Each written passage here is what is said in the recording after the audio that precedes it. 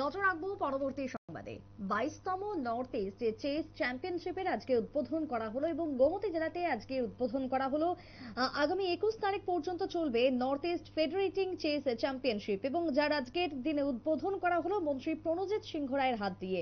গোমতী জেলা চেস অ্যাসোসিয়েশনকে এই টুর্নামেন্টের আয়োজনের দায়িত্ব দেওয়া হয়। নর্থ ইস্টের ত্রিপুরা ছাড়াও মণিপুর, মেঘালয়, অরুণাচল প্রদেশ সহ অন্যান্য রাজ্য থেকে প্রায় 275 জন প্রতিযোগী অংশগ্রহণ করে অল ত্রিপুরা চেস অ্যাসোসিয়েশনের এই বিশেষ 22তম নর্থ ইস্ট চেস চ্যাম্পিয়নশিপে। তবে কি বক্তব্য উঠে এসেছে আজকে মন্ত্রী প্রণজিৎ সিংহ রায়ের, শুনুন।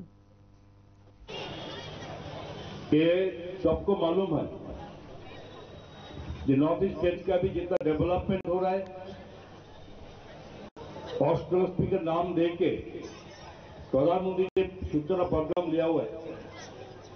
जो देश का स्वाधीन होने का बाद भी इतना सारी प्रोग्रेस हुआ नहीं। जो रेलवे कनेक्टिविटी के साथ, एयर कनेक्टिविटी के साथ इतना दूर से सब आगे बढ़ रहा है, जो हम लोग को एक साथ में सबको हमें जुड़ रहा है। तो अभी स्पोर्ट्स के लाइन में, स्पोर्ट्स के जो अभी डेवलपमेंट जो प्रोग्रेस चल रहा है भारत में, साथ में त्रिपुरा भी और हमको 8 स्टेट सबको मिलके इसके पीछे नहीं है, बहुत आगे हम लोग चल रहा है। चेस कंपटीशन के लिए जो सबसे भारत के, आपको सबको मालूम होगा, सब प्लेयर्स को ये